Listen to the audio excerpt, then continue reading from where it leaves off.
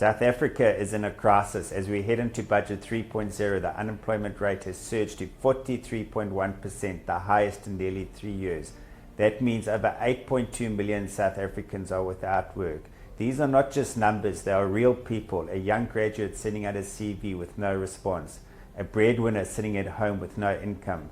Families choosing between putting food on the table or paying for electricity. And yet, the so-called government of national unity is nowhere to be found. 1 year since its formation, not a single GNU minister has signed a performance agreement.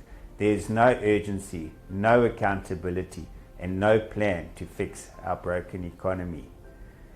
ActionSA is calling for a budget that works for all South Africans, not just the connected few. We reject any new taxes on already burdened individuals. The finance minister may have scrapped the VAT increase, but we now demand urgent adjustment to personal income tax bracket rebates and medical credits. Without these inflationary changes, millions will pay more taxes without earning more. That's bracket creep, and it's a silenced tax hike that must be rejected.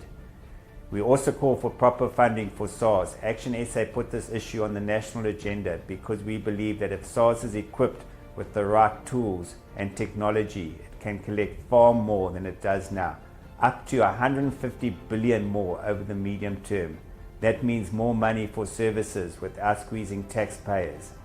SARS has already shown what's possible, announcing an 8.8 billion revenue surplus this year. But to build on that success, the 7.5 billion additional funding promised must be increased, and that funding must be used to modernize systems and to fight illicit trade. But no budget can succeed unless we address corruption head on. We need stronger prosecutions. That's why we're demanding increased funding for the National Prosecuting Agency, especially its investigating directive. We need expert teams to go after the corrupt officials and criminal syndicates stealing from the people. Until there are real consequences for corruption, it will continue unchecked, and ordinary South Africans will keep suffering, while the politically connected grow richer. Finally, Budget 3.0 must lay the groundwork for real economic growth.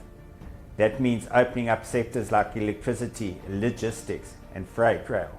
It means cutting red tape and replacing failed policies like BBBEE with an inclusive economic empowerment model that rewards merit and addresses real need, not political connections. ActionSA will continue to lead as a constructive and rational opposition. We will fight for a budget that stops waste, ends silence tax hikes, and builds an economy that works for all South Africans, not just the few at the top. South Africans deserve nothing less.